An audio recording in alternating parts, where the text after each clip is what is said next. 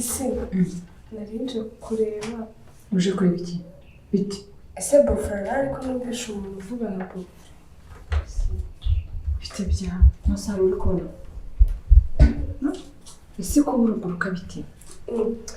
none sumeze neza yego meze neza mbese biti uraho neza amakuru meze neza baby bite meze neza ariko wahagaye ko ntabwo yirukaga ndaza hano ntabwo nkubona bwari mubwira amakuru